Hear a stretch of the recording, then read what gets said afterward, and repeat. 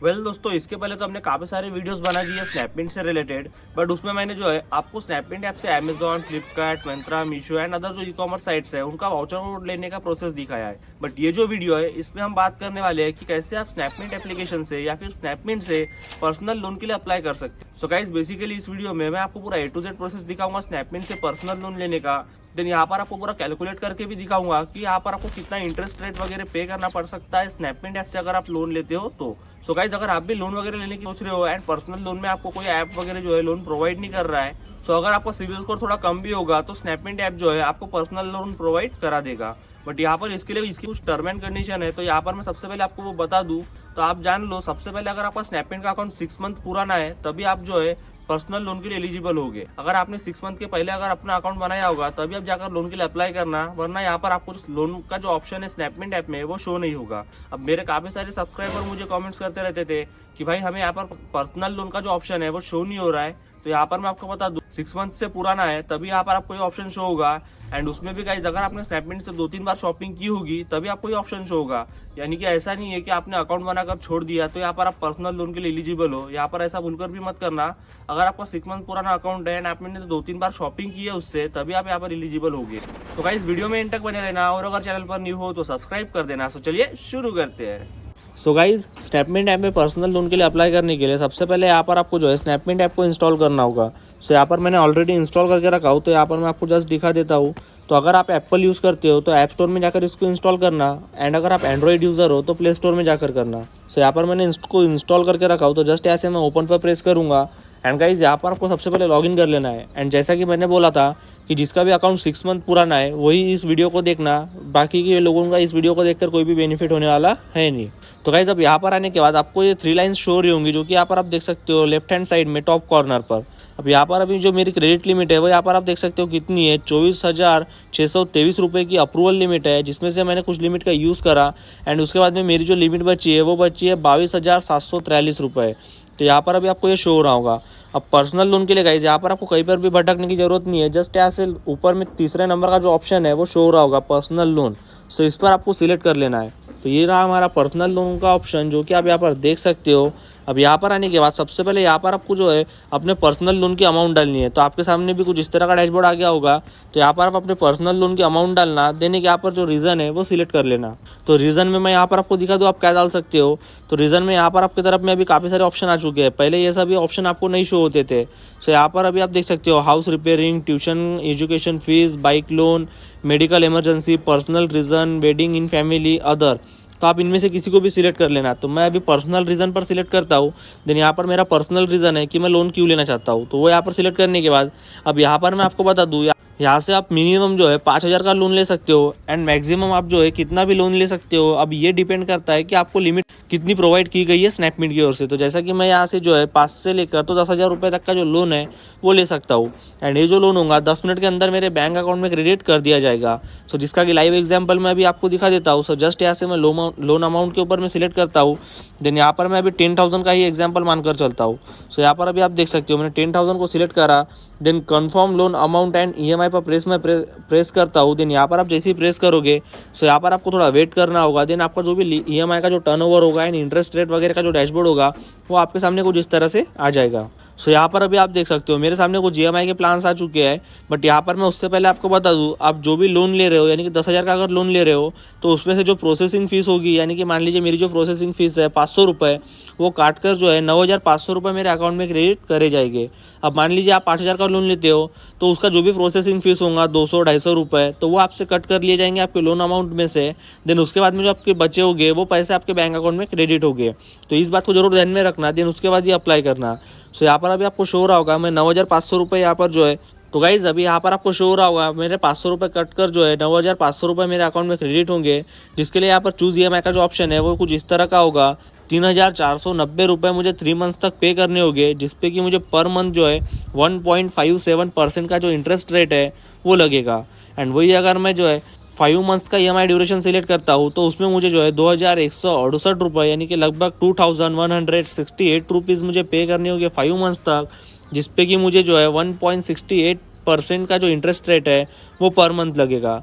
सो अब ये दोनों में क्या डिस्टेंस है एंड कितना मेरा इंटरेस्ट ज़्यादा जाएगा वो मैं आपको बता दूँ। सो यहाँ पर अभी आप देख लो, सबसे पहले मैं 3 मंथ्स वाले को कैलकुलेट करके आपको दिखाता हूँ, देन उसके बाद में 5 मंथ्स वाला जो हमारा EMI का ड्यूरेशन है उसको हम सिलेक्ट करेंगे। तो अभी आप देख सकते हो 3,490 रुपये हमें यहाँ पर पे करने होंगे 3 मंथ्स तक।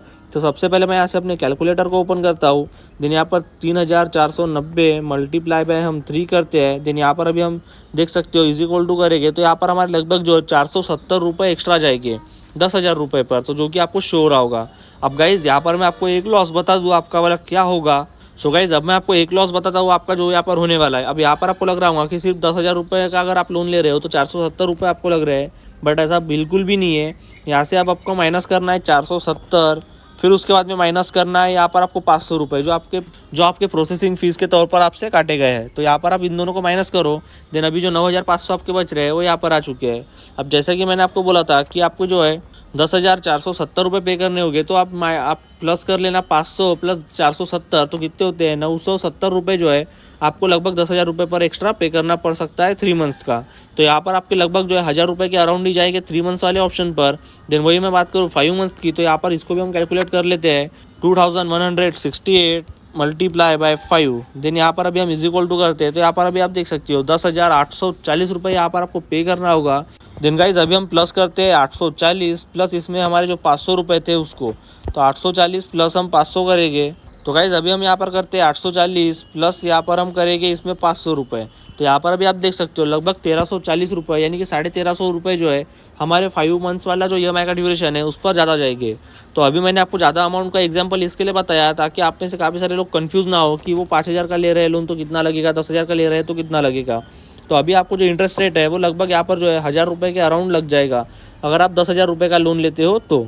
एंड गाइज आपको प्रोसेसिंग फ़ीस को इसमें पकड़ कर नहीं चलना है, प्रोसेसिंग फ़ीस आपको अलग से ही पे करनी होगी जो कि आपके लोन अमाउंट में से कट कर आपको जो लोन मिलेगा क्रेडिट कर दी जाएगी। तो जैसा कि मैंने आपको एग्जांपल के लिए दिखाया, अब इसके बाद में आपको क्या करना है, जस्ट यहाँ पर ये जो confirm loan amount and EMI का ऑप्शन है इस पर सिलेक्ट कर देना है। आपका जो लोन है वो आपके सक्सेसफुली बैंक अकाउंट में क्रेडिट कर दिया जाएगा।